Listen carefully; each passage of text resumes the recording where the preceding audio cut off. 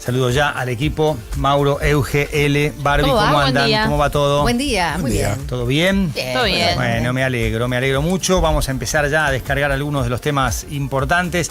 Ya hemos hablado del expediente Moyano junto con Paulino y con L en el pase.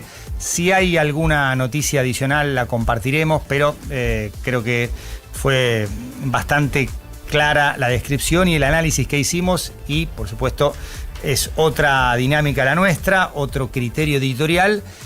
Y también, por supuesto, al estar en canales de noticias, con el minuto a minuto, con los móviles, y si la noticia es rentable desde el punto de vista del rating, se sigue. No tenemos esa lógica, no es ni mejor ni peor, es distinta, no hay una superioridad moral ni un intento de establecerse ahí arriba, pero vamos a tratar de tocar otros temas importantes en la mañana.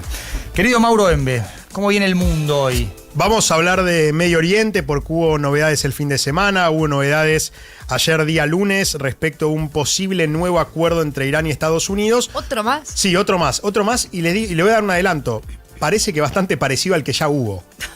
O sea, como que sería que no fue exitoso. Recicle. La historia sin fin. Pero en el caso de Irán parece que está tomando una estrategia un poco distinta a la que ya había hecho, que después vamos a ahondar un poquito más.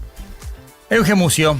Bueno, un dato alentador respecto de la mora de las familias, la morosidad que viene en aumento. Hay un dato del mercado que habla de que se frenó el aumento de la mora después de 19 meses consecutivos. Igual está en niveles altísimos. Y vamos a ir charlando respecto de dónde está la mayor cantidad de mora, es decir, en qué parte del país, si es en urbes o si es en zonas más rurales. Y te voy a ir contando cómo está ese panorama. Muy bien. L.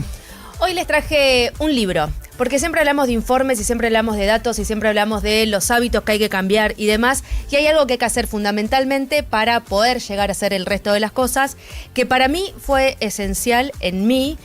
Y sé que para mucha gente también, por eso lo traigo, que es El Camino del Artista. Es un libro práctico que todos deberíamos leer, que tiene distintos textos con distintos ejercicios que te ayudan a conectarte y a conocerte principalmente. En un momento en el que estamos con tanta información desde afuera, es regalarte un momento todos los días, por lo menos durante esas semanas que dura el curso libro, para conectarte con vos y poder saber exactamente qué es lo que te está pasando, qué es lo que te gusta, qué es lo que te molesta y qué es lo que querés cambiar. El Camino del Artista. El Camino del Artista. Cameron es el apellido. Exactamente. Sí, lo leí hace mucho tiempo. ¿Hiciste los ejercicios también? Sí, en su momento sí. Es hermoso. Me lo regaló mi mamá, pero hace 40 años. Bueno, para mí fue esencial para primero entender qué era lo que me estaba pasando en un momento particular de mi vida y para iniciar ese cambio, porque es lo que descubrís con ese libro es que todos somos artistas y todos somos artistas de nuestra propia vida. No es tanto lo que nos pasa afuera, sino qué hacemos nosotros con eso que nos pasa afuera. Y en ese libro empezás a desandar ese camino de una forma tan minuciosa que cuando te querés dar cuenta ya empezaste a modificar tu vida. Barbie Arroyo. Bueno, se presentó a la prensa Canelones, película, una comedia negra basada en una historia real, una película argentina, por supuesto. Pero lo que más destaco es que más allá de lo policial, hay una historia de amor y de erotismo de más 60 años. Algo poco habitual para ver en ficción. Hablamos con sus protagonistas, César Bordón y Verónica Ginas, así que, bueno, en un ratito vamos a escucharlo a ver cómo fue para ellos jugar estas escenas. Se está complicando mucho la situación de Gianni Infantino, que hizo no una de más, 4 de más, con relación a su liderazgo en FIFA, esa creación de la FIFA Forward Enterprise, la privatización del Mundial para tener fondos frescos y 4.200 millones de dólares para repartir entre las federaciones, esta confianza de como es un país, un voto, lo voy a poder aprobar con mayoría simple, pero apareció UEFA, que se plantó a través de Alexander Cheferin, su secretario general, y dijo, vamos a boicotear no solo la propuesta, vamos a boicotear la Copa del Mundo, y les han pedido a los clubes boicotear el Mundial de Clubes. E Infantino, que estaba empoderadísimo después de un Mundial muy exitoso en términos de concurrencia, de juego, recaudación, empezó a ver cómo esa además se fue sumando a lo que pasó con los iraníes, el árbitro somalí, la decisión de quitarle a Flo Balogun la fecha de suspensión que le permitió jugar contra Bélgica en octavo de final, y me parece que esa decisión de crear, sin duda la más importante de todas, también activó una recopilación de, me parece que está abusando de su liderazgo, abusando del poder en el cargo, y ya no tiene tan fácil la reelección. No digo que no la pueda conseguir, pero se le complicó. ¿Cuándo es la votación? ¿Este año? No. Después voy a dar toda la información, pero ya, por ejemplo, la English Football Association dijo: no vamos a apoyar la reelección de Infantino. Infantino es suizo, o sea, quedó como presidente después del FIFA Gate, que se cargó a Blatter y a Michel Platini, pero ya realmente ha dado un giro de 180 grados, o U-turn, como dicen los ingleses, esta decisión de Infantino de crear la FIFA Forward Enterprise, que por supuesto no se va a crear, pero más allá del retroceso de Infantino, que creyó quizás que con eso de los escuché, está todo bien, no vamos a crear la FFE, dijeron no entendés, no se queda acá nuestra embestida. Claro. Ahora vamos por vos, por esto y por esto. Es el año que viene la elección para presidente de FIFA. Veremos también quién puede representar el anti-infantinismo, teniendo en cuenta que son muchos continentes, muchas federaciones, y también hay una realidad. Una cosa es un apoyo institucional de la Confederación Africana y otra es lo que voten los países. Claro. En UEFA hay como cierta coherencia, son 55 miembros y dijeron vamos a todos a boicotear a Infantino. Pero después ha pasado en algunas votaciones donde la Confederación del continente apoyaba a un candidato, pero a la hora de votar los países miembros no estaban de acuerdo con esa comunicación institucional y votaban a... Bueno, pasó con Blatter, con la gestión de Grondona, clave para entender por qué Blatter gana la elección en 2002 contra Issa Hayatou, el camerunés. Pero se le complicó, se le complicó a Infantino, y es el 18 de marzo del 2027. Hasta Suiza, neutral siempre, país de donde nació Infantino, dijo: estamos preocupados. Para que Suiza diga, estamos preocupados y vamos a continuar monitoreando lo que pase alrededor de la FIFA hasta la elección del 18 de marzo de 2027. Pero vamos a dar un poquito más de contexto en algún rato aquí en No Somos Nadie. Son las 10:46 en toda la República Argentina. Bienvenidos.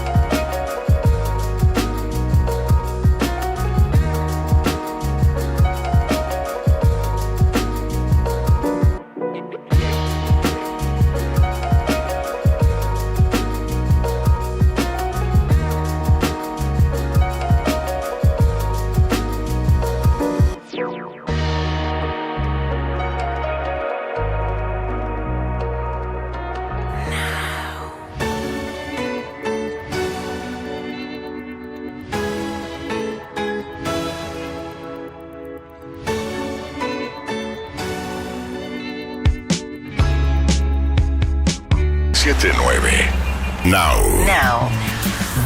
Ahora.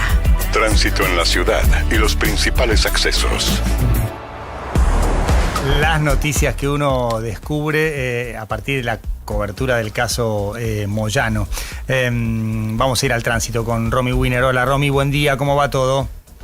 Buen día, Juan Pablo. Bueno, es una mañana donde siguen las complicaciones en estos momentos sobre la traza de General Paz. Además hubieron dos choques, uno a la altura de Parque Sarmiento, el otro a la altura de Avenida del Libertador, los dos en sentido hacia Lugones. Ahí sigue reducida la circulación y se ven las demoras a quienes circulan por General Paz mano al Río de la Plata. Una autopista Pedrito Moreno con demoras entre Villa Luro y Flores en sentido al centro y buena circulación ya en Panamericana, acceso este, autopista Buenos Aires-La Plata. Te digo que se está circulando sin inconvenientes en esos accesos. Dentro de la ciudad de Buenos Aires, en el barrio de Santa Rita, en Concordia y Juan B. Justo, una persona ha sido atropellada por un auto. Ahí está trabajando el SAME, la circulación está reducida. Los servicios, Tren San Martín sigue con demoras, esto es desde bien temprano, se debe a un incidente que se dio en la estación Lugano. Ahí están trabajando todavía, y las 6 líneas de subterráneos y el premetro al momento a horario. Juan Pablo. Muchas gracias, Romy. Un beso, nos reencontramos en un ratito. Chau, chau. Querido Ezequiel Marcusi, buen día, ¿cómo va todo? ¿Qué tal, Juan Pablo? ¿Qué tal? Muy buenos días para ustedes. ¿Cómo están? Muy bien, muy bien. Tenemos 13,2 de temperatura en la ciudad de Buenos Aires. ¿Y qué más tenemos que saber para esta parte de la Argentina y, por supuesto, otros puntos de nuestro querido país?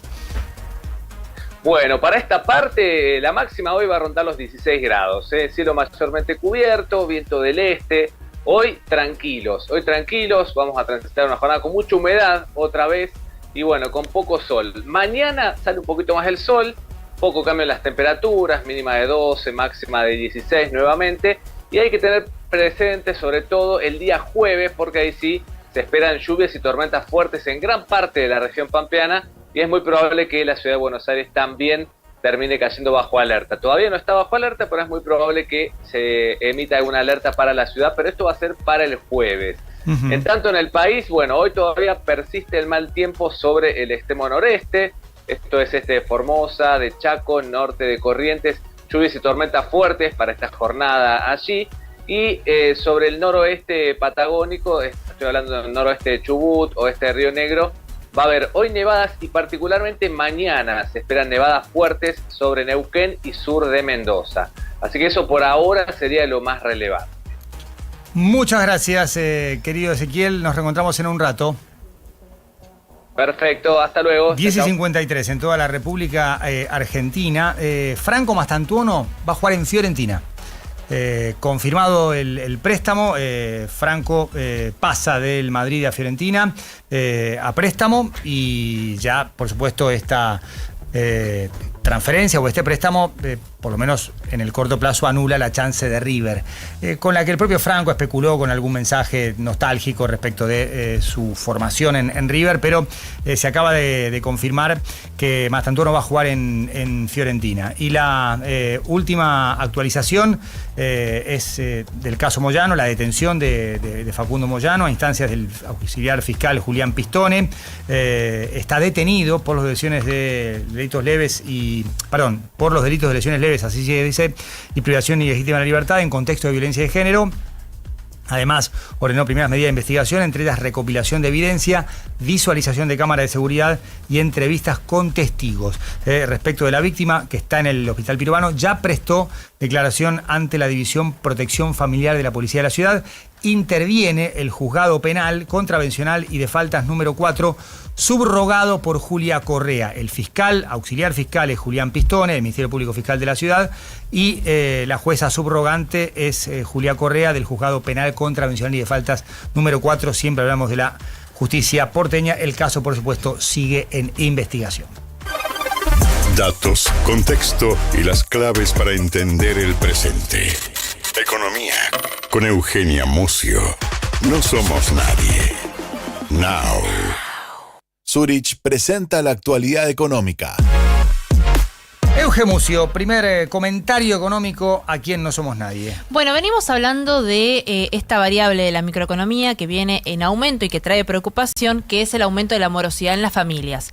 12,8% había sido el último dato del Banco Central respecto de aquellas familias que adeudan 3 meses o más de alguna deuda que tienen, y como también los incobrables, es decir, los que tienen un año de deuda y que no ha sido pagada, y irrecuperables para el sistema financiero, vienen siendo los más jóvenes, e incluso viene siendo más alto el nivel de morosidad en billeteras virtuales, por encima del 20%. Un dato de la consultora 1816, que es una consultora muy respetada en el mercado y muy vista también incluso por el equipo económico, y que anticipa y muy precisamente después los datos oficiales del Banco Central, ya sacó un dato de junio y que el nivel de morosidad está en el 12,7%, es decir, un 0,1% por debajo del anterior. Esto lo que nos da la pauta es que se frena el aumento de la morosidad después de 19 meses consecutivos de haberse disparado cada mes, uno tras otro. Con lo cual es una buena noticia en términos de que, hay una tendencia que se frenó. Queda en una meseta alta y la expectativa es que se sostenga en altos niveles, pero de esta forma hay que ver si el próximo mes no vuelve a aumentar o si sigue estando en estos niveles.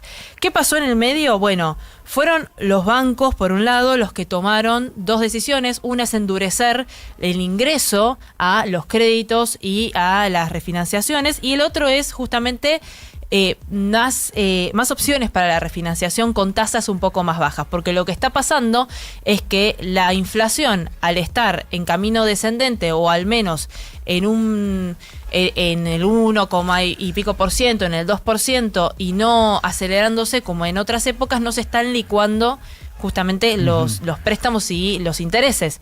Y lo mismo las tasas de interés, que todavía no han bajado, las tasas de interés activas para el banco, ¿no?, que las cobra el banco.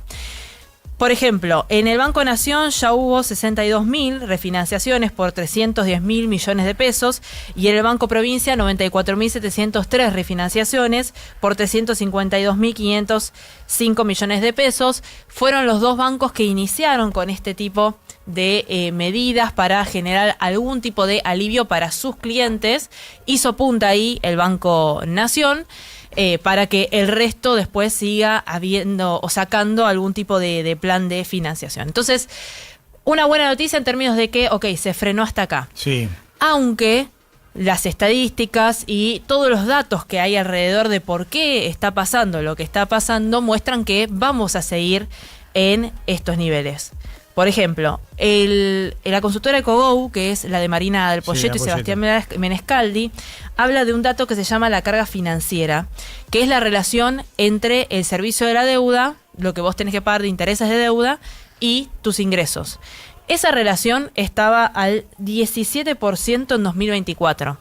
para 2026 ya está el 30%, y eso anticipa unos 7 meses más de mora, más o menos, en estos niveles.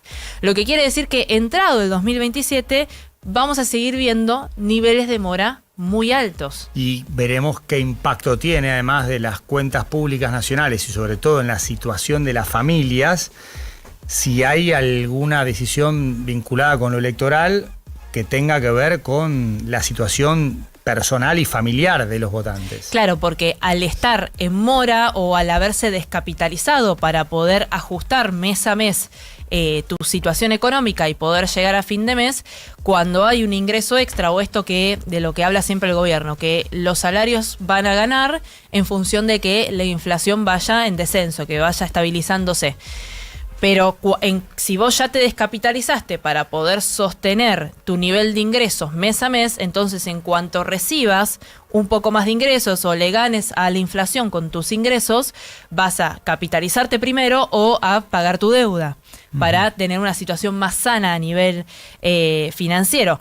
Eso hoy no está pasando, los ingresos caen un 4,5% real en lo que va del año. El ingreso disponible, que es esto que queda después para consumir después de haber pagado los servicios públicos y los gastos fijos, está un 16,5% por debajo de 2023. Ayer salió un dato del INDEC, que son los microdatos de la encuesta permanente de hogares.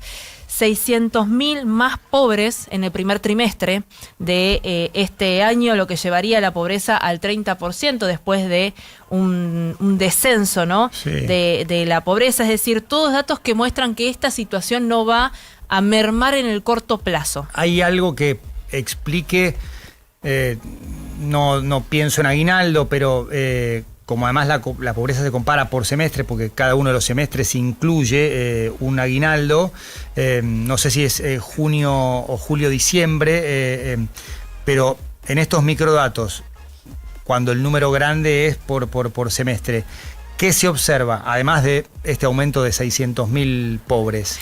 Los microdatos son las encuestas más finas, digamos. Es mirar encuesta por encuesta, que fue lo que fue respondiendo justamente el encuestado, ¿no? Y eso es como que se analiza más finamente qué es lo que estuvo pasando sobre la encuesta permanente de hogares. Entonces, te da una aproximación un poco más fiable a trimestre en vez de a semestre de lo que estuvo pasando. Entonces, de esta forma vos podés tener un dato adelantado de lo que después vas a ver en la actualización semestral. Es algo que venía haciendo de alguna forma el Ministerio de Capital Humano cuando le estaba dando positivo, ¿no? Porque justamente como el INDEC anuncia la pobreza semestralmente, el Ministerio de Capital Humano hacía su propio, digamos, como su propio índice y lo iba anunciando. Bueno, hace ya bastante tiempo que el Ministerio de Capital Humano no lo anuncia porque tampoco en estos microdatos no está teniendo buenos resultados, ¿no? Para los que nos están siguiendo en YouTube o en el 21.1 de TDA o en el canal 85 de Flow. Excelente que pasás todos los medios televisivos que tenemos. Sí. Para los que nos están viendo, quizás van a estar viendo unos mapas que estoy mostrando que son del Centro de Estudios para la Ciudad y del Friedrich Ebert Stiftung, perdón por no decirlo bien en alemán. Mauro, si me podés ayudar con este nombre, por favor. Friedrich Ebert Stiftung. Ahí está, muy bien. Mauro nació en Hamburgo y no nos cuenta. Y no nos lo cuenta. Un estudio que hicieron un mapa de la deuda para ver cómo es la situación de la morosidad en las distintas partes del país y dónde es que se concentra la mayor cantidad de la mora. Ahí estamos abriendo el mapa de la provincia de Buenos Aires y vemos cómo está en rojo sobre todo la parte del conurbano bonaerense y la parte de la ciudad autónoma de Buenos Aires. Hay una como doble realidad en la que en el conurbano es más alta la mora, vos tenés niveles de entre 30 y 35% en algunos distritos. Tenés de entre el 40 y el 50% incluso de mora, por ejemplo. Estaba mirando el municipio de Florencio Varela, que es uno de los más afectados, con una mora de el 30, ya te digo, de, bueno, por encima del 30%, Almirante Brown un 25%, Presidente Perón un 32,73%, ahí está, 32,48% decía Florencio Madera, 21,12% la tasa de mora en Lomas de Zamora, en mi ciudad, y ves cómo, por ejemplo, en la ciudad de Buenos Aires, si nos vamos a la capital del país, en los distritos del sur de la ciudad de Buenos Aires es mucho más alta la mora que en los distritos del norte, ¿no? Estamos viendo ahí en pantalla, ya con ver los colores del mapa te das cuenta. Esa asimetría sur-norte, más allá de las inversiones, de las apuestas por algunos barrios sureños, hay situaciones en las que reaparece y como que sigue ejerciendo de retrato de lo que es la ciudad de Buenos Aires. Total, por ejemplo, tenés Villa Soldati con un 20,24% de mora y tenés a el barrio de Belgrano con un 8,16% de mora. La simetría es muy, muy grande. Y después lo mismo pasa, por ejemplo, en ciudades como Rosario, en Santa Fe, donde la mora es mucho más alta que en el resto de la provincia de La Bota, que es Santa Fe.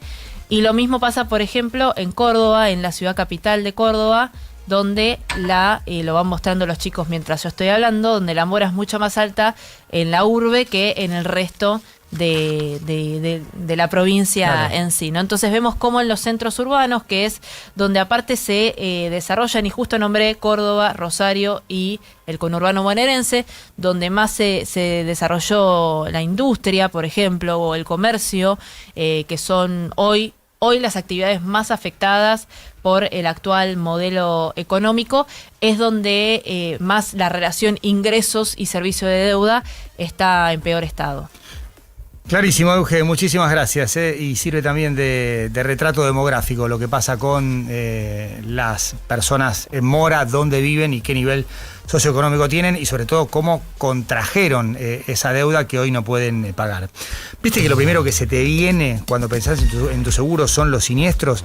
Para cambiar eso llega Club Zurich, el club de beneficios con el que Zurich acompaña todos los días a sus clientes con esos gustos que les hacen bien. Bienvenidos a Club Zurich, beneficios que nos unen. Hasta hoy los seguros solo aparecían cuando aparecían ellos, los siniestros. Pero en Zurich entendimos que también podíamos ser parte de tu disfrute diario. Así nació Club Zurich, donde simplemente por ser cliente tenés beneficios en supers, electro y hogar, jugueterías y más. Adiós a pensar solo en siniestros. Hola a esos gustos que te hacen bien. Bienvenido a Club Zurich, beneficios que nos unen.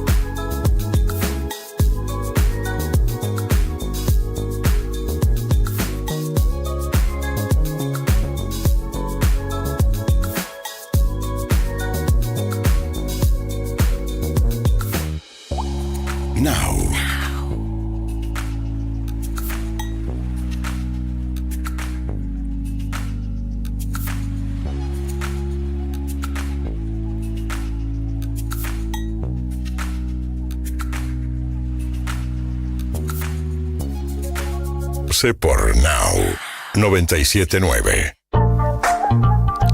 11:11 en toda la República Argentina. Arranca nuestra primera ronda informativa en No Somos Nadie. Mauro M., para empezar, ¿cómo jugó San Lorenzo? Pipo dijo, regalamos el primer tiempo. Coincido plenamente.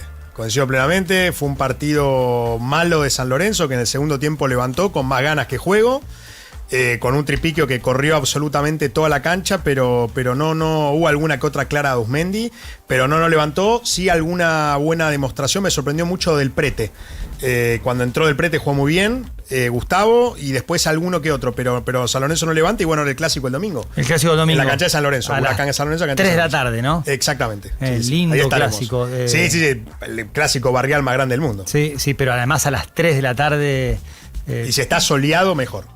La superioridad estética del fútbol por la tarde, sin luz artificial, salvo que esté muy, muy nublado, pero no creo, se va a jugar con la luz del sol. Sí, del sol. Exactamente. Natural. Bueno, lo escuchamos a Pipo en este arranque con Mauro, hincha de San Lorenzo, que ve los partidos y además tiene rigor. Obviamente es hincha. Trato de despegar. Es emocional, pero también analítico. Mantiene su rigor periodístico. Exactamente. No es un trabajo psicológico, porque todos los jugadores saben lo que significa jugar un clásico. Entonces, desde ese punto de vista, no hay que hacer tanto hincapié. Tenemos que hacer más hincapié en que no podemos regalar un tiempo como hoy, y que el segundo tiempo con empuje, no tanto fútbol, pero mucho empuje, se suplieron ideas con empuje, y esa es la idea. Tratar de jugar más como el segundo tiempo que como el primer tiempo, que perdíamos muchas pelotas divididas, pases fáciles, y eso irrita. Entonces hay que jugar más como el segundo tiempo. Entrenadores como Gorosito, Arroarrena, hablan del juego y creo que ayudan a centralizar el debate en el fútbol. Obviamente que hay otras cuestiones emocionales, pero lo explican y le dan al hincha respuesta. Che, ¿qué pasó? ¿Por qué perdimos? ¿Por qué jugamos mal? Porque erramos pases, porque no todo es emoción, el alma no alcanza para ganar la batalla, y entonces te sirve también que tu propio técnico te dé argumentos futbolísticos después de una derrota. Igual la cara Mauro no la cambia. No, claro. De hecho, ayer estaba muy enojado, pero dije, bueno, voy a sacarme el enojo. Me puse a arreglar un mueble. Así tarde, ¿Arreglar un mueble? Sí, y lo logré, así que me fui a dormir tranquilo. ¿Pero dormiste 2 horas? No, arreglé algo sencillo, a cambiar unos pistones de aire comprimido para una alacena para que se levantara sola. ¿Sencillo eso? Sí, disculpame. Para mí no. No, pero es sacar, para mí es el desestrado, claro, encastrarlo, no nada más que eso. Es resolver una ecuación con 5 incógnitas.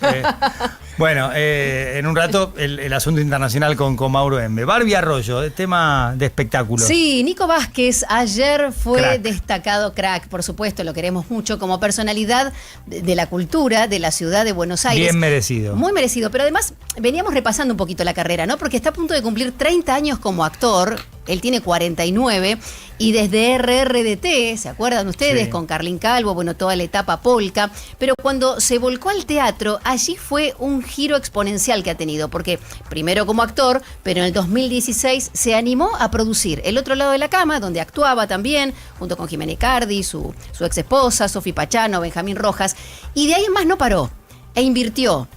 Tutsi vino luego, Rocky también, por supuesto, ya una cosa más a otro nivel junto a Gustavo Yankelevich. Y lo que hace además de actuar es esto, ¿no? La ganancia la invierte, compra derechos, hace puestas en escena impresionantes, recibió el premio Pinti la semana pasada y va ganando cada vez más terreno y sobre todo el cariño de la gente. Viste que cuando termina una obra, él se pone a hablar, o sea, no termina hasta que no termina, ¿no? No, lo bien que te hace sentir cuando vas al teatro. Fui a verlo en Tutsi, no en Rocky todavía. Ay, está última semana. Última semana, sí, no, voy a ir. Sí, ahí hasta tengo línea directa. Y, por supuesto. Mirá, y quiero además ir mañana o pasado. Claro. Pero no, me hizo subir al escenario, te da una vergüenza porque te habla. Anda preparándote. No, sí, además lo voy a ver a él, después me lo encuentro en el camarín, pero realmente la contribución que ha hecho Nico Vázquez con el teatro argentino y porteño en particular más allá que después hay giras y está Mar del Plata, Sí. se subestima.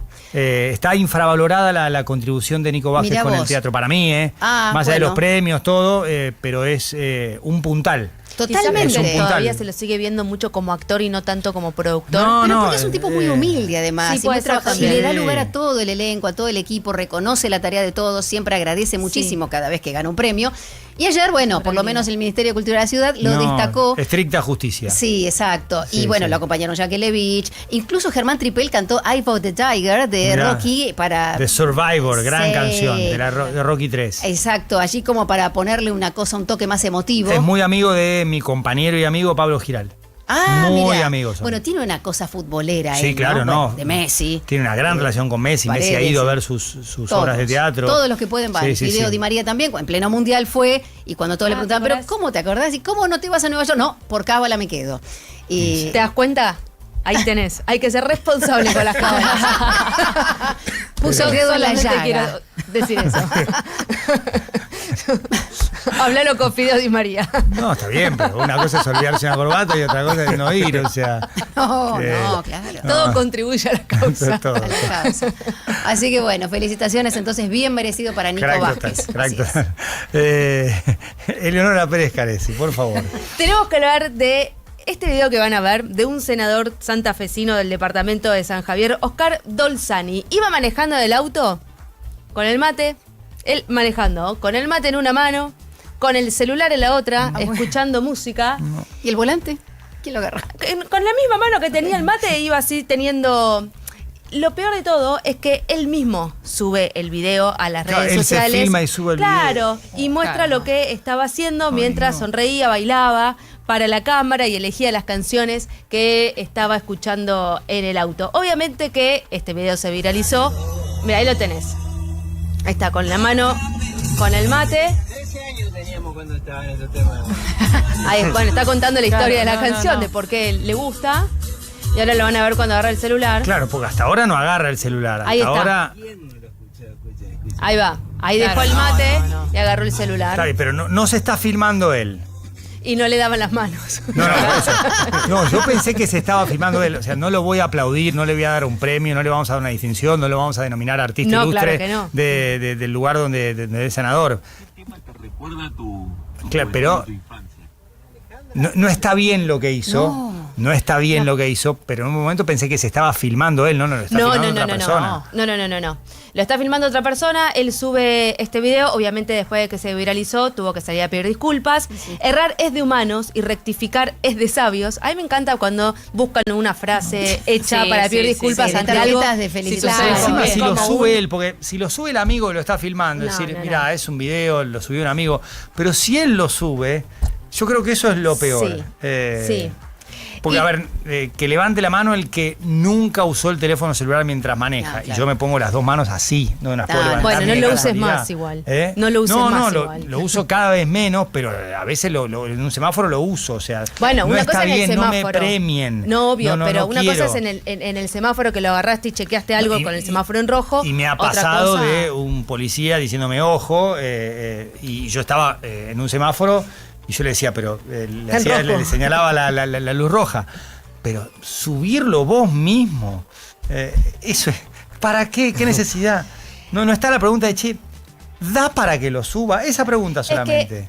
Esa es la parte que no entiendo, Exacto. es cómo no te das cuenta que lo que estás haciendo está mal. Cuando Claro. estamos todo el tiempo hablando, y no solamente en los medios, sino cada uno en su casa y con su familia, de cuando estás al volante tenés que manejar, porque si no tenés las dos manos en el volante, cualquier cosa que pase no vas a poder reaccionar correctamente. Y no solamente estás poniendo en riesgo tu vida, sino que peor aún, estás poniendo en riesgo la vida del resto que está en esa calle o en esa ruta que no tiene nada que ver con tu inconsciencia. El que habló fue el secretario de la Agencia Provincial de Seguridad Vial de la provincia de Santa Fe, Carlos Torres, que dijo que no existe una norma específica que contemple la quita de licencia por el uso del celular al conducir. Que no sé qué me parece peor, porque siendo un senador alguna medida tenés que tomar, no podés dejarlo en un perdón y ya está. Tiene Claro, que haber cierta quitar la responsabilidad. licencia, no, puede haber Suspéndesela. merma de puntaje, una multa, ni que hablar. Una multa, ni que ¿Sabés por hablar. qué te quitan la licencia, por ejemplo? Por no tener la BTV. Por no te olvides. En la provincia de Buenos Aires. Me pasó. Cierto. Claro. Sí.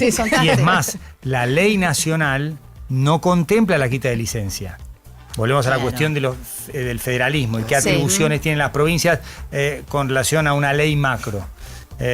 Y bueno, la recuperé todo, no pasa nada, pagué la multa, no tenía la BTV, hice la BTV, por supuesto, pero también en temas vinculados con el manejo, con las infracciones, tenés contexto provincial y nacional que a veces entran en conflicto. Pero bueno, más allá de esto, acá no hay conflicto. No. El propio senador provincial subió a sus redes sociales ese Una video. irresponsabilidad. Coincido.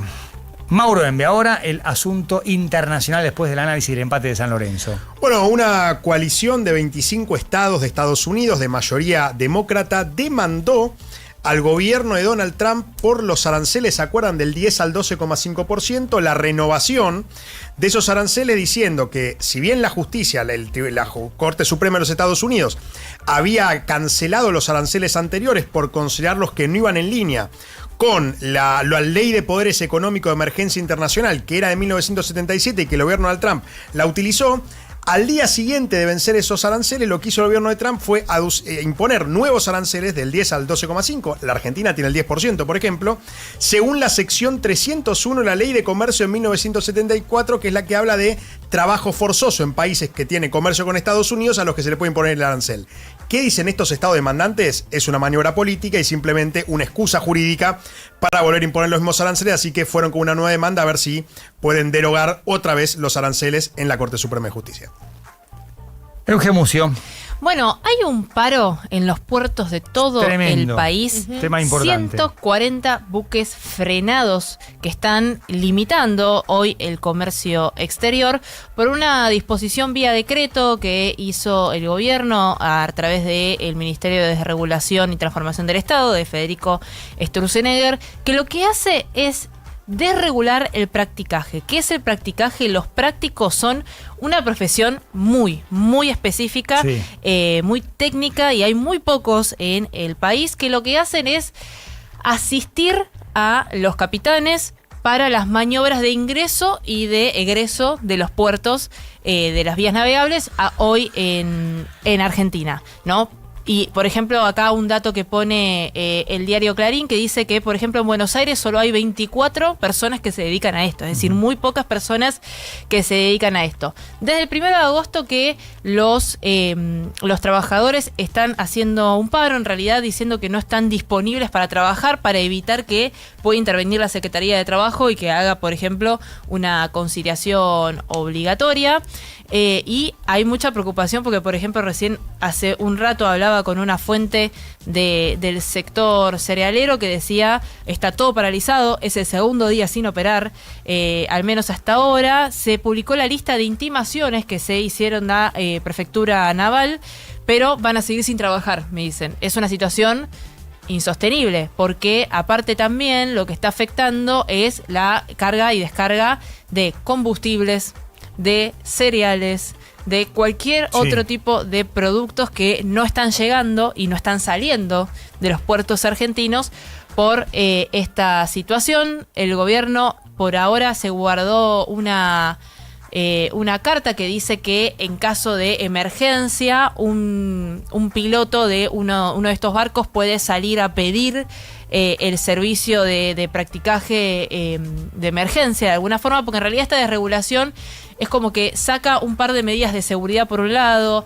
los barcos con los que se tienen que acercar los prácticos cuando entra un barco de carga al puerto, por donde se suben para asistir, por ejemplo. Ese tipo de cosas son las que intenta desregular. El argumento es económico, dice que hay sobreprecios respecto de lo que se paga este tipo de tareas y que por eso debería desregularse y que entren otros competidores al mercado. Puerto Rosario es uno de los más afectados, por ahí sale el 80% de las exportaciones del campo, ya sube el número a más de 150 buques y hay un sector que no está sindicalizado, por lo cual el gobierno no puede a través del Ministerio de Trabajo, dictar conciliación obligatoria. Entonces No hay puede. una intimación desde la prefectura, obviamente representando al gobierno, para destrabar un conflicto que, insisto, influye y perjudica las exportaciones, con todo lo que esto significa para las cuentas públicas nacionales.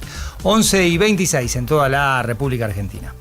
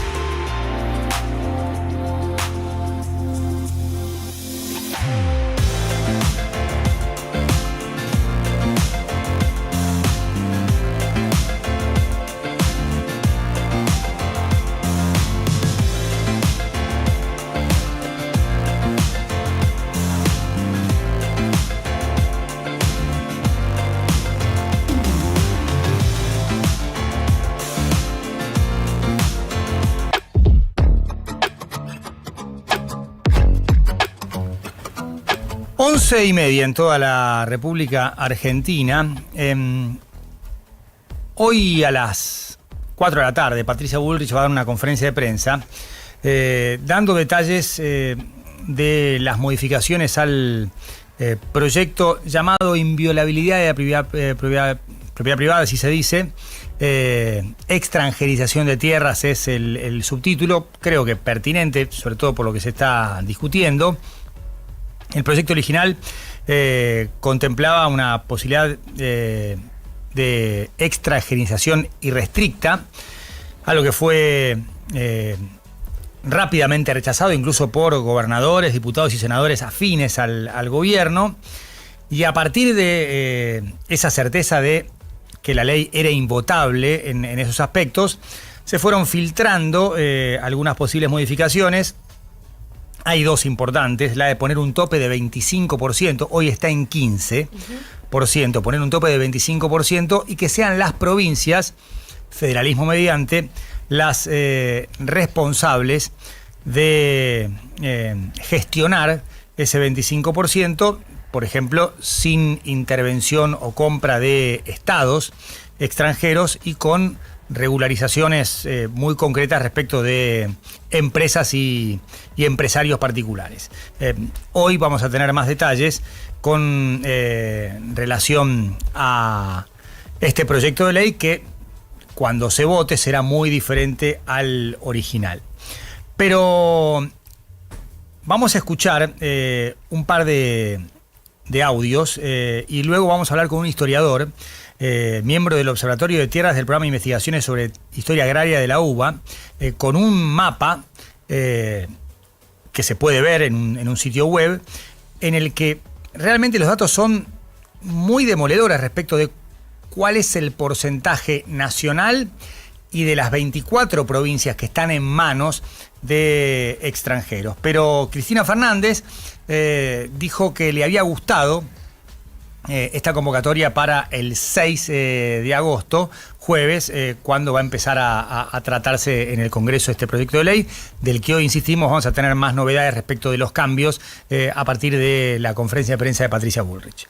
Decirles a través tuyo a todos los compañeros y compañeras que hicieron todas las actividades hoy acá en la puerta en San José 1111, que muchísimas, pero muchísimas gracias. Estuvo todo muy lindo, movido, me encantó la banda es muy buena y más me gustó que hayan convocado para el 6, ¿no? A la plaza con el tema de la ley de tierras y a las chiquititas y chiquitines que bailaron y representaron nuestros patriotas. La verdad, darles un beso enorme de parte mía. Necesitamos muchísimos nenitos como esos. Un beso. Le habla un concejal, Juan de Bandi, y hace referencia a esta movilización. Anabel Fernández Agasti es senadora nacional por Mendoza y pidió en la jornada de hoy que se le habilite a participar de manera virtual en la sesión del Senado. Está embarazada de 32 semanas, por indicación médica no puede viajar desde Mendoza a Buenos Aires. Hago este video para contarles que le he presentado a la vicepresidenta de la Nación una nota en donde le pido que disponga de los medios virtuales necesarios para que pueda participar de la próxima sesión en donde se trata la ley de tierras. Como algunos saben, estoy cursando 32 semanas de mi embarazo y mi médico me prohibió viajar largas distancias, ya sea por tierra o por aire. Pero si yo fuera una senadora de Ciudad Autónoma de Buenos Aires o de la provincia de Buenos Aires, esto no me afectaría, podría estar presente en el recinto. Pero viajar más de 1000 kilómetros podría afectar mi salud y la de mi bebé. No estoy incapacitada para leer expedientes, para debatir ni para votar. Simplemente no puedo viajar largas distancias. Y existiendo medios virtuales que ya han sido probados y autorizados incluso por la Corte Suprema de Justicia de la Nación, no veo por qué se me pueda negar este pedido. Este pedido que hago no tiene nada que ver con la licencia por maternidad que me corresponde y que la tomaré en su debido tiempo. Simplemente es el derecho de una senadora y de una provincia a estar representada en el momento en que se quieren entregar las tierras a los extranjeros. Y es mi derecho, mi deber y mi obligación como argentina y mujer del interior defender a los ciudadanos que me votaron. 11:35. El porcentaje de extranjerización de tierras de la Argentina hoy no llega a los 5 puntos, es 4,97%. Es un muy buen trabajo que se puede ver en observatoriodetierras.ar, luego /P/. extranjerización-medio de tierras, bueno, lo buscan en observatorio de tierras.ar y va a ser más sencillo porque dar una dirección de internet tan larga, además de trabalengua, es contraproducente y no van a entender nada. Pero observatorio de tierras.ar. Vamos a conversar con Matías Oberlin, historiador, miembro del Observatorio de Tierras del Programa de Investigaciones sobre Historia Agraria de la UBA. Matías, buen día, ¿cómo va todo? ¿Qué tal, Juan Pablo? ¿Cómo estás? Buen día, un gusto saludarte. Un placer, saludar al equipo Matías. técnico, a la audiencia. Felicitaciones por el trabajo, es muy claro, lo podés buscar por provincias, por departamento. Vamos al plano nacional, un 4,97% de las tierras están en manos de extranjeros, un 0,11% del área glaciar. Hay 701 proyectos mineros, 326 previstos, y después podés ir a cualquier provincia, por ejemplo, hablando de la Patagonia, en Santa Cruz el número es por encima del promedio, 8,11% de las tierras están en manos de extranjeros. Quiero preguntarte cómo lo hicieron y ya si querés desde una interpretación de historia y de conocimiento, ¿por qué crees que el gobierno quiere, primero de manera irrestricta y ahora supuestamente subir al 25%, algo que no llega a nivel nacional, ni siquiera provincial, de un 15% como tope de las tierras en manos de extranjeros? Bien, quizás lo primero para aclarar, que es una disquisición quizás técnica, pero no tan técnica porque es importante que la gente lo entienda, es que cuando nos referimos a extranjerización jamás nos referimos a personas que vienen a vivir en nuestro territorio. Claro. Nos referimos a grandes magnates, corporaciones que controlan una parte de nuestro territorio desde afuera. Claro. ¿Se escucha bien? Porque me metí en un bar, estoy dando muchas entrevistas y me metí en un bar para poder Sí, se escucha bien. Hay alguna Perfecto. Conversación de fondo, pero es una banda de sonido, no es que escuchamos más a ellas que a vos. Bien, entonces, eso es lo primero, aclarar que la extranjerización es eso y eso empieza sobre todo en la década de los 90, se profundiza en los 2000 y en el año 2011 como sociedad reaccionamos y generamos una ley específica para ponerle límites a esto que se aprueba con una amplia mayoría en la Cámara de Diputados y en senadores, que es la ley de tierras. La ley en senadores casi por unanimidad, un solo voto no la votó la ley. Esa ley fija un conjunto de límites al proceso de extranjerización, 15% máximo a nivel nacional, provincial o subprovincial, que no se puedan quedar con espejos de agua o zonas ribereñas, con más de 1000 hectáreas en la zona núcleo o sus equivalentes, o que no puedan ser de una sola nacionalidad. Y es importante ver todos esos límites porque justamente era para poner algún tipo de restricción a procesos que se venían viendo como problemáticos. El caso de Joe Lewis en Lago Escondido, ¿no? Que es un lago que en manos de un magnate en una zona de cordillera, bueno, ese tipo de cosas no podían estar pasando, ¿no? Son recursos muy escasos, muy necesarios, bueno. Entonces se fija esta ley, se crea, y esa ley lo que hace es fijar la regla de ahí en adelante. El proceso que hubo hasta ese momento, como cualquier ley, no es retroactiva. Entonces hasta ese momento se llega a un proceso de extranjerización alto, que son estas 13 millones de hectáreas que están en el mapa. El mapa nosotros lo construimos con información oficial, además. Claro. Se fue a partir de un pedido de información pública que le hicimos al gobierno en el año pasado, en agosto. Porque hay un registro que se crea con la ley de tierras rurales que justamente obliga a las empresas extranjeras o a los extranjeros que no viven en el territorio a declararlo frente a este registro y entonces puede llevar ese conteo. Esas 13 millones de hectáreas, para tomar dimensión del asunto, equivalen a la provincia de Santa Fe, con lo cual ya es un dato que debería escandalizarnos, porque es como si hubiéramos perdido soberanía sobre un territorio del tamaño de la provincia de Santa Fe, o como, para pensarlo en términos de países europeos, como Inglaterra, ¿no? O sea, esas dimensiones son las que estamos hablando. Pero cuando lo pasás a porcentaje, como decís vos, claro, Juan Pablo, es solo un 5% y la ley dice un 15%. Sí. Entonces es una ley bastante generosa. Dice, bueno, pueden seguir viniendo a comprar tierra, no pasa nada. A 26 millones de hectáreas más que podrían comprar, que es el equivalente a la provincia de Buenos Aires. O sea, la ley es bastante generosa. Lo interesante que hicimos con el observatorio es que nosotros estos datos los colocamos a nivel provincial, pero también a nivel subprovincial, porque la ley también fija a nivel subprovincial el máximo, el 15%. Y ahí es donde aparece el problema, y también uno entiende por qué se crea esta ley, y cuál es el objetivo también de la ley, y por qué el objetivo del gobierno es derogarla.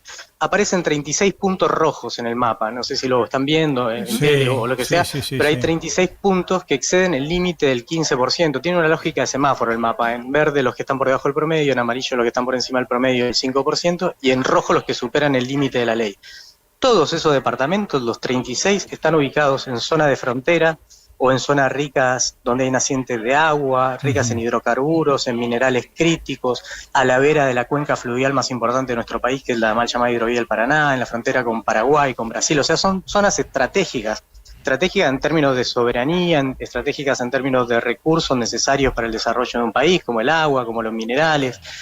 Y sobre esos territorios es lo que entendemos nosotros y es lo que venimos diciendo del día 1. Nosotros creamos el observatorio el día 10 de diciembre, porque el día 9 Adorni anunció en conferencia de prensa que iban a avanzar con la extranjerización, y nosotros teníamos los datos, dijimos, no puede ser que tengamos estos datos y no los pongamos a disposición de toda la sociedad para que el debate se dé por lo menos de manera informada, Matías, más allá de lo que cada uno... Sí. Estoy viendo, por ejemplo, provincia de Misiones, que tiene un porcentaje provincial de cercano al 11%, pero hay una zona que se llama Concepción que supera el 15%, está en 16,40, son casi 12.000 hectáreas. ¿A estos lugares estratégicos te referís? Son zonas de frontera, Iguazú, por ejemplo, Iguazú tiene el 40%. 39,95 en Misiones. Exacto, y si vas hacia Neuquén, ahora hay unos puntos parpadeando en Neuquén porque le agregamos una capa para mostrarlo con hechos concretos, lo problemático. Hay un departamento que se llama Lácar, que tiene más del 50% 54,17, 257.000 hectáreas. Y ahí marcamos, si miran esos puntos que parpadean verdes, lo que marcamos son justamente algunas propiedades que están catastradas, incluso marcadas, que pertenecen a ciudadanos estadounidenses que no viven en nuestro territorio, que controlan los dos márgenes de un río, el río que separa Lácar de Collón Curá. Claro. Digamos, ¿no? Para entender también la dimensión de esto, ¿no? Las consecuencias. Y ahí, digamos, tenés la cuestión de derechos adquiridos, porque no se va a poder retrotraer, o sea, no lo sé, pero estará la cuestión de derechos adquiridos de, no, ¿sabés qué? La autoridad de Lácar dice, vamos a tratar de respetar el 15%, o el propio gobernador de Neuquén. Hoy tenés un 54,17%. Me imagino que está la cuestión de derechos adquiridos, que el propietario puede decir, pero mirá, yo ya lo compré, ya lo adquirí, o sea, no es una posición de abogado del diablo, sino de el alcance que puede tener esta ley. Sí, incluso, bueno, el Estado podría declararlo de utilidad pública, por ejemplo, ¿no? Porque está al lado de un río, ese río podría alimentar una comunidad, podría desarrollar un proyecto productivo en esa zona con ese río, etcétera. Entonces, sí, bueno, declaro de utilidad pública lo que está alrededor de ese río. Pero justamente este proyecto de inviolabilidad de la propiedad privada erosiona las capacidades del Estado para declarar de utilidad pública tierras o bienes ¿no? privados. Te doy un ejemplo muy claro que me parece que es muy significativo. Ahí en ese mismo mapa abajo, si miran, hay otro río que pasa por abajo, en el otro límite no se va a ver porque el mapa es más político, digamos, pero hay un río que limita también la zona de Lácar con otro departamento, que es el río Alicurá, que sale de una represa. Entonces, lo que sale de una represa, toda esa zona, es una zona costera, no es tan grande como las estancias que marcamos nosotros, son 167 hectáreas nada más, que pertenecen a la Compañía de Tierra del Sur Argentino, que es Benetton, básicamente, ¿no? Que tiene casi 1 millón de hectáreas en el sur. Controla todo ese margen del río de la salida de una represa. Imagínatelo, lo importante que puede ser para un Estado provincial para planificar algo. ¿Sabes cuánto paga de impuestos ese lote? 0. 8.000 pesos. O sea, le aporta al fisco neuquino 3 sachets de leche. Y entonces a vos te van a obligar a poder, si quisieras declararlo de utilidad pública, porque está a la salida de una represa y es un río, te van a obligar a pagarlo al precio comercial, te van a obligar a pagarle lucro cesante a Benetton, porque imagínate el lucro cesante de un río que nace de una represa en una zona donde además el agua es fundamental. Sí. O sea, es realmente escandaloso lo que está queriendo hacer el gobierno con este proyecto de ley, por eso nosotros lo venimos alertando. Las modificaciones que quisieron meter o que va a anunciar hoy Patricia Bullrich son desastrosas igual. ¿Por qué? Porque aparece un artículo nuevo, siguen derogando todos los artículos centrales de la ley, pero aparece un artículo nuevo que dice, se fija un 25%, o sea, en realidad no es que ponen un límite, sino que aumentan la posibilidad de seguir extranjerizando tierras. Pero fíjate el detalle, y por eso digo es una trampa, lo ponen a nivel provincial. El 25% es un promedio provincial. Y nosotros estamos diciendo del primer día que el problema no está a nivel provincial ni a nivel nacional, está a nivel departamental. O sea, el problema son los 36 puntos rojos del territorio nacional. Lo que pasa y es eso que ahí debería al 100%. Claro, y ahí debería, digamos, intervenir la autoridad subprovincial, sea municipal o no, pero bueno, también puede ocurrir que sin límite diga, bueno, habrá margen para aumentar ese porcentaje. Vuelvo a... Pero imagínate, sí, no sé, el intendente, el que esté a cargo de la unidad administrativa del ACAR va a poder negociar con Benetton, con BlackRock, ¿no? Digamos, para fijarle algún límite cuando tiene el 50% de las tierras. Además es brutal la simetría. Añelo, Vaca Muerta, tiene un porcentaje del 0,70%, apenas 8.000 hectáreas, misma provincia, Neuquén, y vas al ACAR y tenés 257.346 hectáreas y un 54,17% de tierras en manos de extranjeros. Exacto. Sí, y eso tiene que ver con que Vaca Muerta también se descubre después de la ley, ¿no? Claro, entonces ese proceso de extranjerización no se dio antes. Añelo es una zona muy árida, no era tan codiciada, pero en este momento Añelo es una zona sumamente codiciada. No, y además es realmente impactante la simetría. O sea, Neuquén un 5,51%, mirás Neuquén y decís, está 10 puntos abajo. Pero después vas al departamento del ACAR y tenés 54%. Porque además el país es desparejo. Hay lugares áridos, otros fértiles, hay otros con río, hay otros sin río. O sea, ningún país es uniforme. Exacto, y sobre eso, por eso es tramposo el argumento del 25%, porque es un promedio provincial, pero en realidad el problema está a nivel subprovincial, a nivel departamental. Te doy un ejemplo muy claro, que es impactante. Podrían extranjerizar de punta a punta la cordillera de los Andes y los promedios provinciales no alcanzarían el 25%. Increíble. Podrían extranjerizar los 2 lados del río Paraná entero de punta a punta y los promedios provinciales no alcanzarían el 25%. De eso estamos hablando, o sea, están permitiendo la extranjerización en estas zonas que son zonas estratégicas, son zonas fundamentales, son zonas donde se juega la soberanía nacional. Sí. Matías, ha sido muy claro y muy amable. Muchísimas gracias por el mapa y por las explicaciones conceptuales, además de los datos. Muchísimas gracias a vos, Juan Pablo. Muy linda entrevista. Saludos a todos. Gracias. Matías Oberlin, historiador, miembro del Observatorio de Tierras del Programa de Investigaciones sobre Historia Agraria de la UBA. Veremos entonces hoy, con toda esta información que aporta Patricia Bullrich con relación a los nuevos cambios, y veremos la reacción de los legisladores, diputados y senadores. Esto, por supuesto, se va a discutir en el Congreso.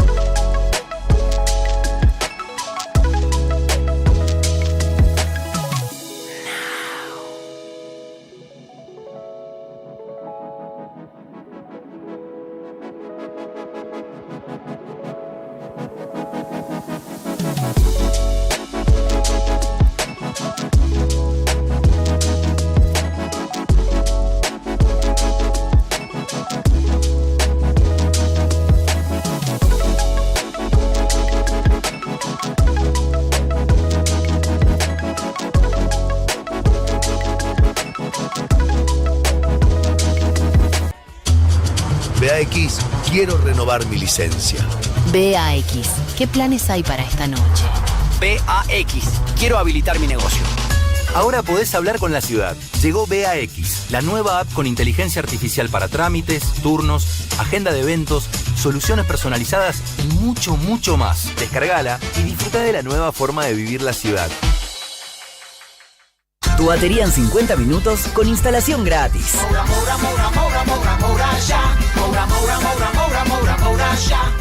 Nuevo Curflex Advance, tecnología micelar, con cúrcuma Novasol, que ayuda a reducir la inflamación articular, y colágeno UC2, que favorece la regeneración natural del cartílago, llegando más rápido a la causa del dolor, potenciando el alivio. Curflex Advance.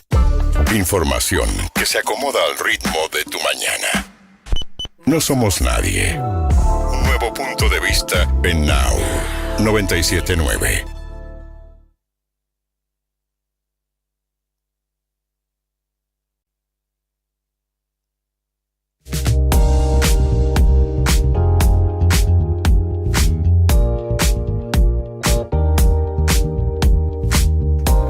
Y 54 en toda la República Argentina. En un rato vamos a actualizar el expediente Facundo Moyano y su pareja por retratar el vínculo de alguna forma. No sabemos qué relación tenían. Bueno, la chica está internada en el hospital Pirovano, Facundo Moyano detenido por lesiones leves.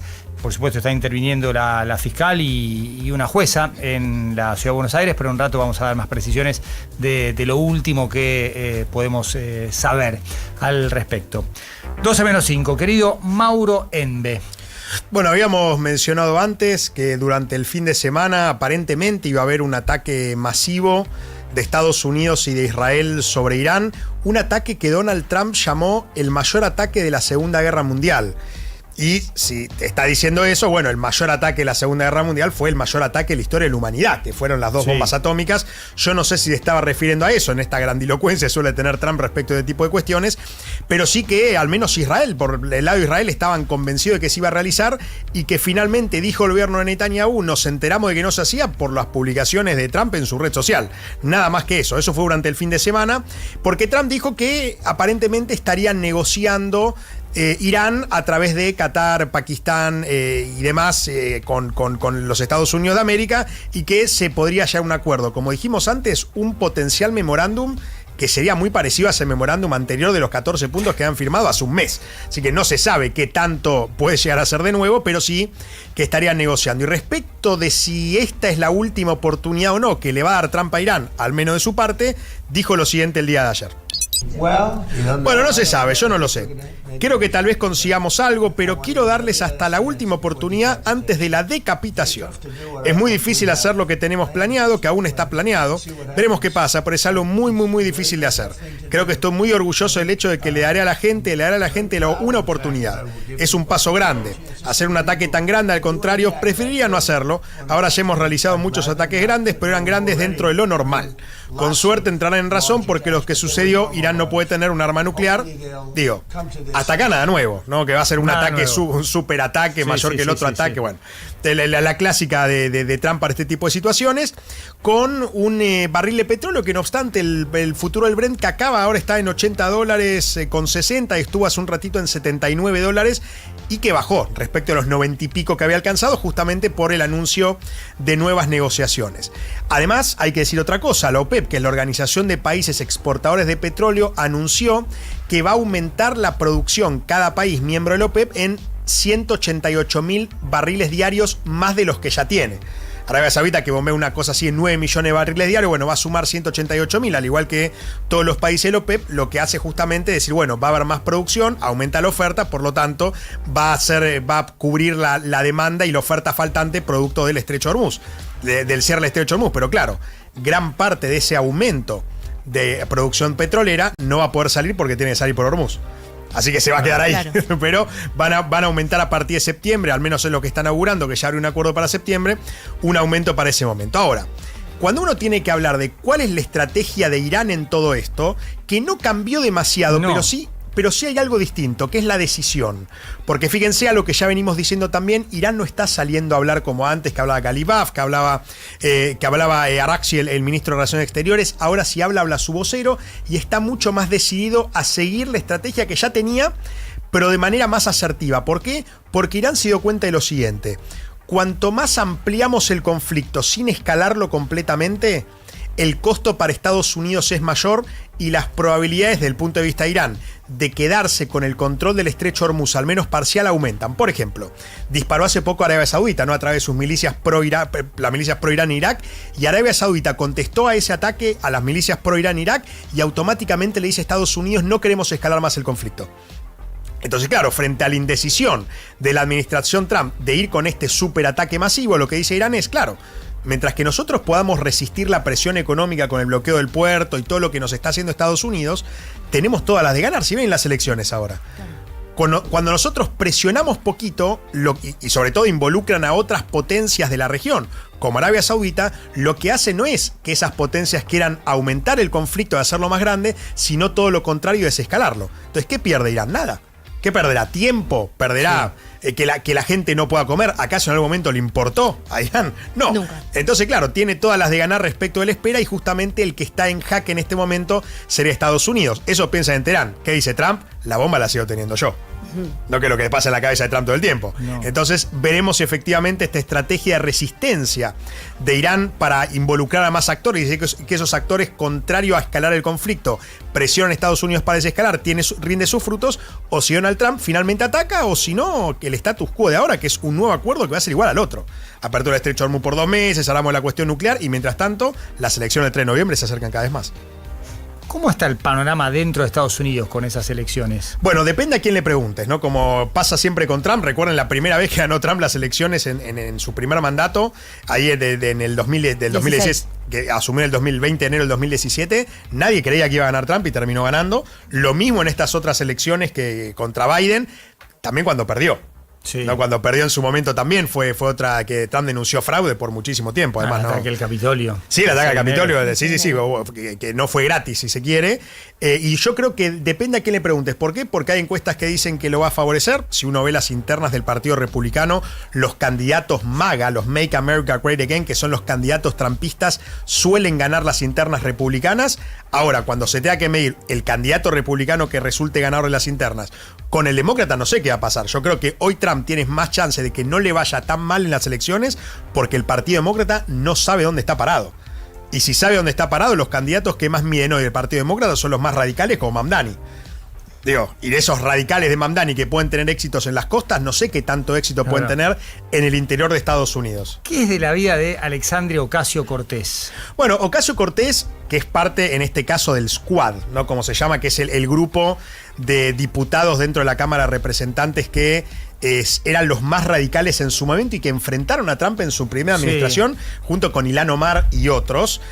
Hoy en día serían los que tendrían en cierta forma más popularidad, justamente con el empuje que le dio Mamdani. Claro. La victoria de Mamdani en Nueva York, y él autorreconocido como socialista, incluso frente al establishment del Partido Demócrata, le está dando una nueva cara a los demócratas, que aún así es muy difícil que lo capitalicen en un atractivo para la población general que no sea para el perfil joven neoyorquino progresista, si se quiere. Y si no logra eso, es muy difícil que logre vencer al Partido Republicano, que hoy, pese a que el precio del petróleo aumentó y demás, podría llegar a no tener una tan mala elección. No una muy buena, pero no una tan mala.